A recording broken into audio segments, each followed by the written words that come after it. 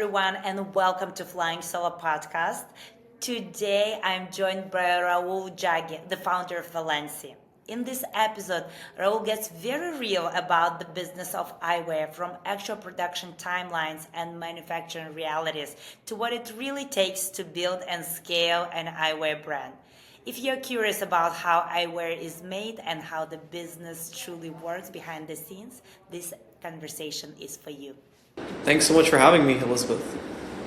Well, let's get to it. I'm very curious to know how and why did you start your brand? I mean, obviously there were eyewear brands before you started your brand. So what was the moment when you realized that there is something missing in the market? Yeah, it's a great question, and a lot of people ask me that because there's so many eyewear brands out there, and everyone brings up like, what makes Velenci different, and why would you start a new brand? And the idea honestly came about 4 years ago, where as someone that wears glasses like myself, I never liked the frames I wore. I used to walk around and they were just never too fashionable and they didn't have that much style. And I noticed that there was a big disparity in the market for the price for high quality eyewear. That if I want really high quality and stylish, fashionable eyewear, it would be very expensive for a lot of people. And if you want to add prescription into it, it could be $700, $800 with all the coatings. And I was someone that was like, I don't want to pay $800 for a really expensive pair of glasses. And I said, what's the alternative? All the alternatives are brands that give you cheaper prices, but they're less quality, they're not as stylish, and we're all back to square one again about not feeling comfortable in what you're wearing. So the idea then was like, why don't I make my own brand that we can design frames from scratch and get inspiration from like Europe, specifically from Milan, from Paris, and bring those bold premium designs into New York. So I started this about 4 years ago, as I mentioned, and I'm absolutely not from the space. I used to work in corporate consulting in Midtown before, and it then struck me, and I met Isaac, who's one of our main designers and leads our entire design initiative, and he's like a master with the whole eyewear design ideas, and essentially we both created Velenci, and now it's really great because we are slowly growing. We're getting a customer base now where they really like our products, and we give all of our frames a prescription for, honestly, on average $200. It's a really great experience, and honestly, from our side, we wanted to create a brand that makes eyewear fun. Right now, especially for eyewear, sometimes people don't get too excited about it, or it's just like, oh, I need to get it because I need vision correction, or it's summertime, so let me just buy another pair of glasses. We wanted to create a brand where people love the experience of buying it. That it's actually fun, it's not clinical, but it's actually something I look forward to. So we created this brand, and everything from our packaging to like the final unboxing experience to actually wearing the frame, it's a really unique experience for every customer that we have so far. That's really wonderful. I'm glad that you covered the part that you didn't even have any experience in eyewear, because that was my next question. So what was it like to be a founder of an eyewear brand at the very beginning of the story? So you came up with the idea, I want something that is premium, that was never done before for this price point. So what was your thinking process? Like, let's go find a partner? Or was it like, let me figure out myself, and then you realized that it's too difficult? Or how did it all come about? Oh, it was very complicated. We had the idea, and we essentially started designing from scratch. Honestly, like we took a lot of inspiration from Europe, and especially from this side. Like what struck with me the most was we went to Milan once, and I was honestly in shock by like the eyewear.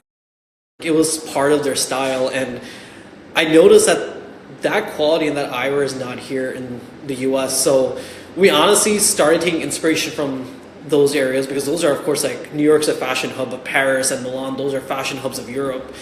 And we started seeing like what works there and what resonates well with people. And then we started looking for, I guess, design partners. So we worked with like different designers from around the world, honestly, to create these pieces. And from scratch, we started designing where it's like, oh, what frame shape works for what face? what's a design that most people are comfortable with, but what can we do to make it more bolder? What colorways can we add?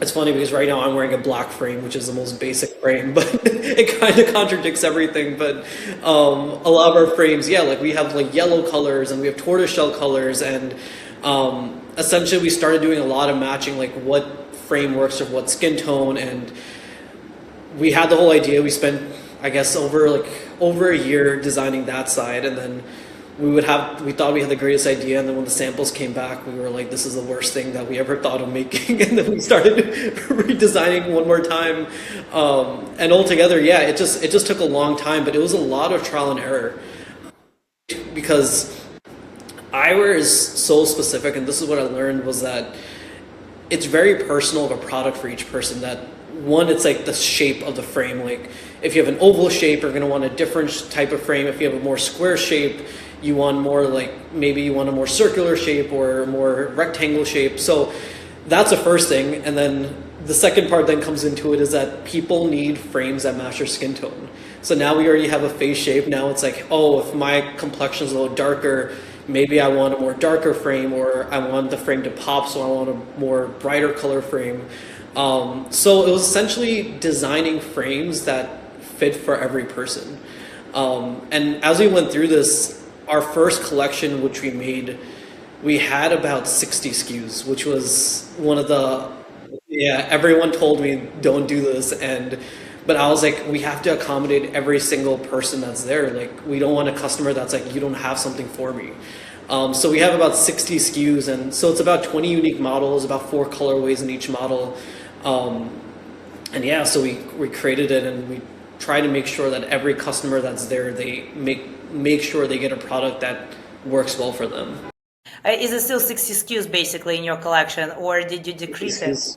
Yeah, 60 SKUs, and I'm very happy to say that every SKU was bought so far from one person. So it wasn't like, oh, there was a model that we made that no one bought. Like, I think what we did really well was that we did accommodate every person, and I'm happy that now, I'm glad we're entering a point where it's how can we expand the SKUs and start removing SKUs now. So it's great. Yeah, we have about 60 SKUs, and to make it even more complicated, lens colors make it more. So if you want to make custom lens colors and everything, the SKUs will multiply by 3 to 4. So it could be over like 200 pieces, honestly, for specific forms. Yeah, it's interesting. That's very impressive. So basically, it took you the entire year to do their figuring out and the sketching and production, and then the first round of samples came in, and then you had to redo it all over again. How long did that take? Yes. Sketches, I'll say the sketches took over a year at least to get ideas. Sampling takes about half a year. And it's not. A lot of our samples, we have to get the raw materials from Italy, and a lot of those raw materials are on back order. So like, if there is like a style that just went in fashion, like for example, if a celebrity wears like a very specific colorway, those are out of stock immediately, and we have to wait like more months for things. Sometimes we had ideas that worked well for samples, and they went out of stock, and we couldn't get that into market yet. But overall, I would say a year for sketching, about 6 months for production for sampling. Once sampling is done, then I will say about 50% we have to create again for the next batch. So that took another 6 months, and then final production to get everything together, that takes another like three months to do so. Wow, that's a lot of work, and I just want you to tell our audience about those timelines, because a lot of young designers are very impatient and they want everything right here, right now. So this is something that much more realistic what people should expect when doing the very first collection. And so you received your second round of samples, the one that you actually like. So what was the next step? Did you test the market? Did you start gifting it to people? So how do you even know that people are willing, or do you put it on the website and see what sells?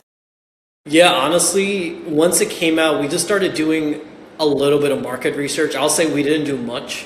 I think it was more of, we felt comfortable with the quality, and then it was a lot of testing with friends and family, to be honest. Like, hey, like, wear this frame, like, what do you think, and getting feedback from them.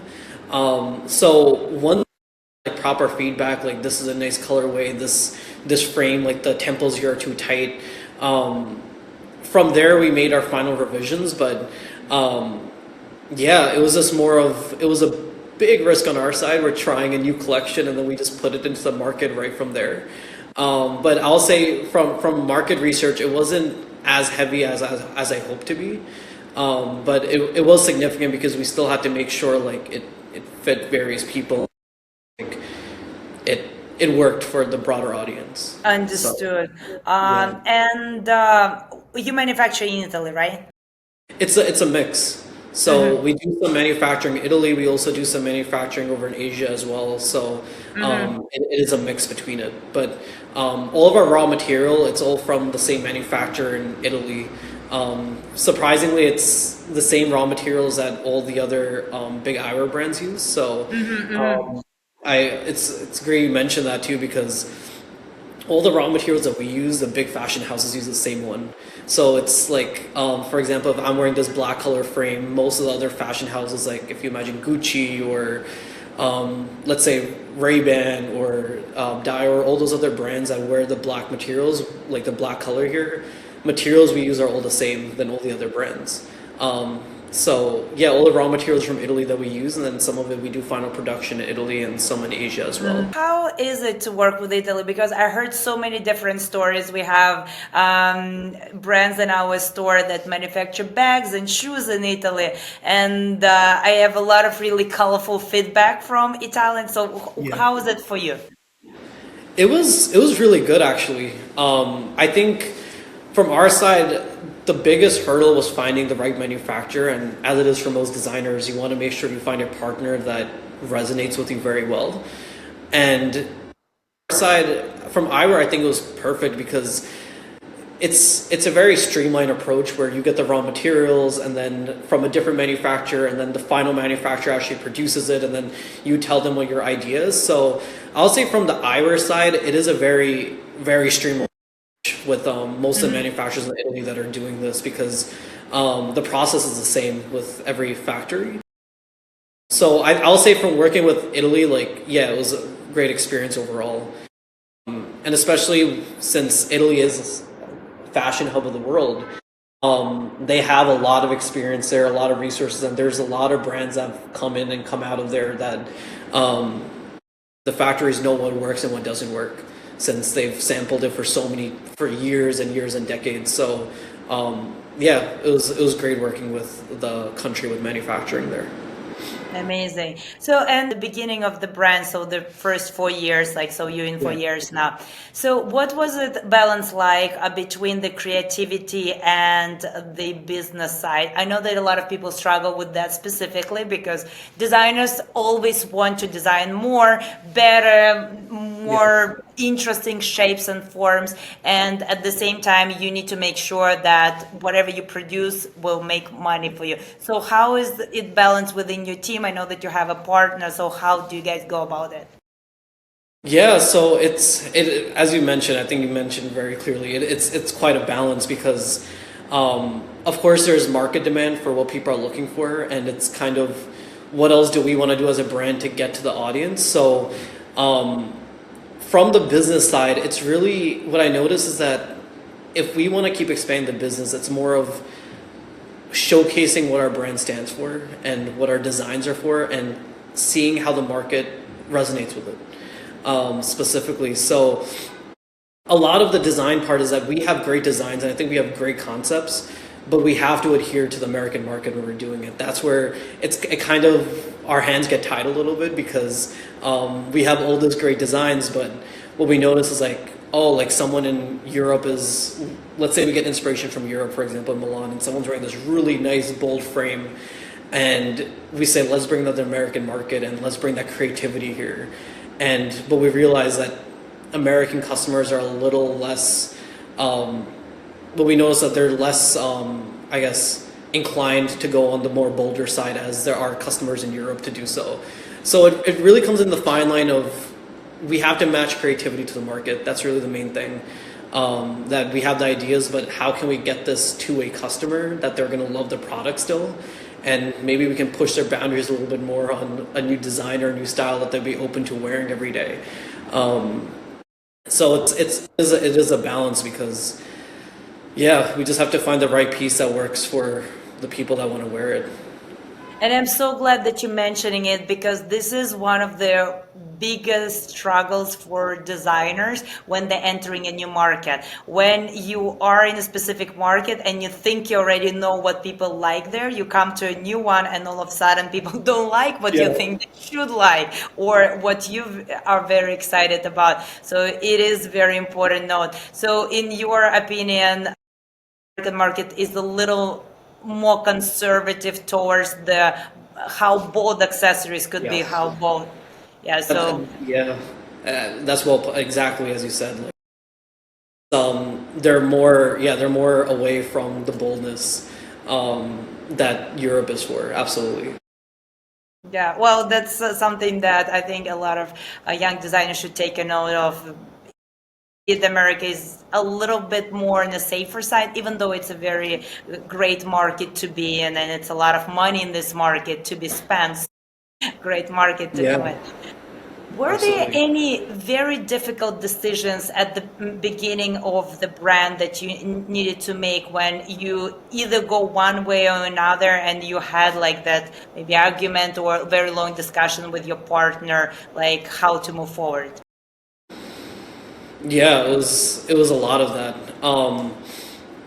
I think a lot of it really just came down to what we're offering the customers when we're building it, because as I mentioned, eyewear it's a very complicated market to enter, especially when I threw the idea of like let's include prescriptions in our price. That was like the one where it's like how is this possible because that supply chain now just tripled. Like it is a whole different beast now to deal with where sometimes it's like, hey, like let me produce a product. Like for example, we have like some sunglasses behind me. Like I can produce like the product, I can put a lens in and then that's it.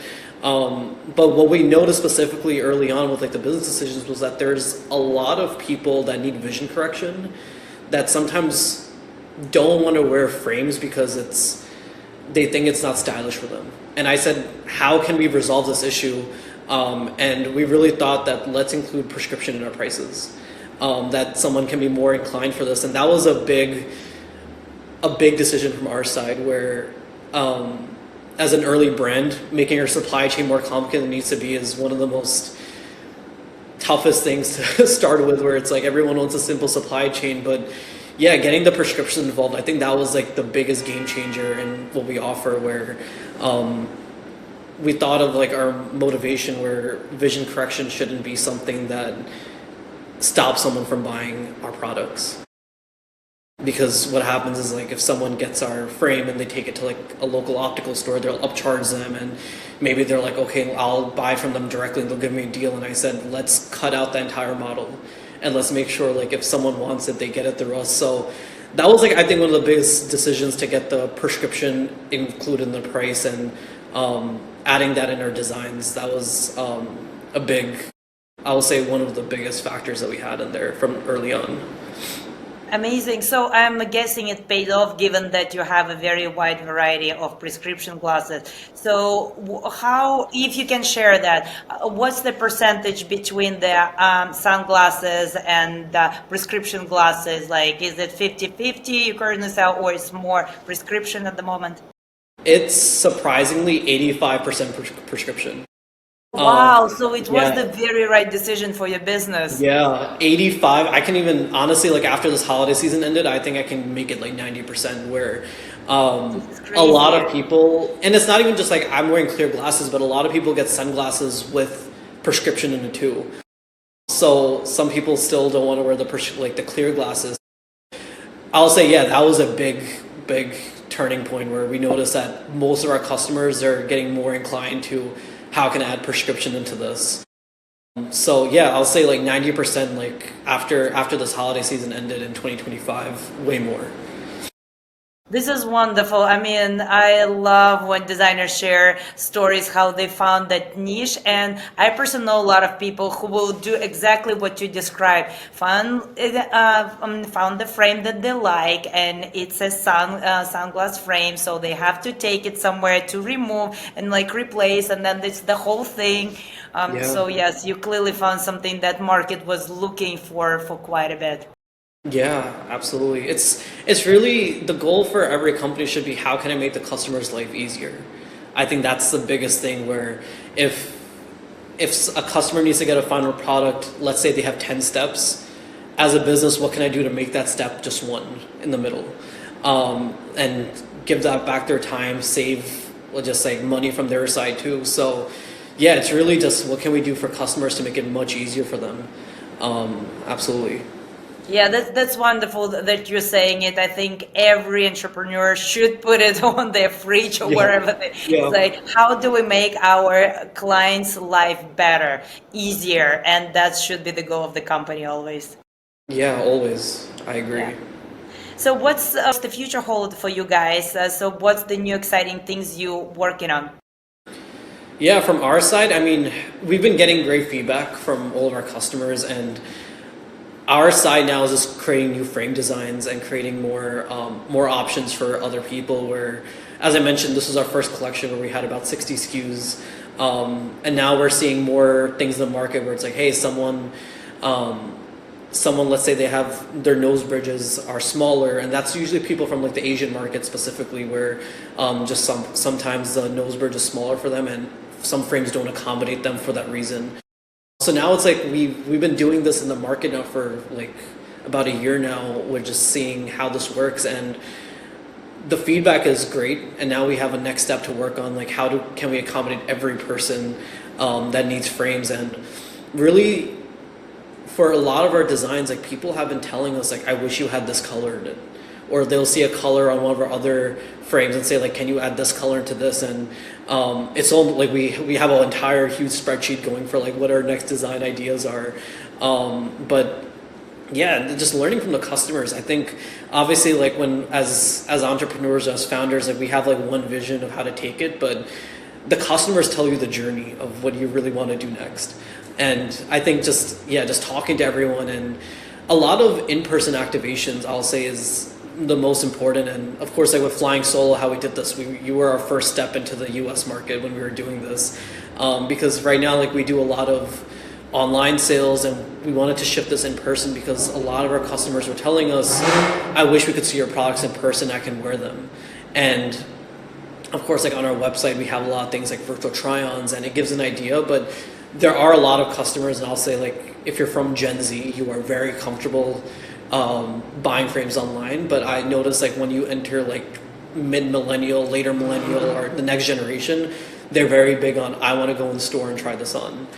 So now it's almost just finding a mix between how can I expand in-person experiences while also adhering to the online market for prescription eyewear and just sunglasses in general. So yeah, in-person activations and getting more shapes and colors and more options for every consumer.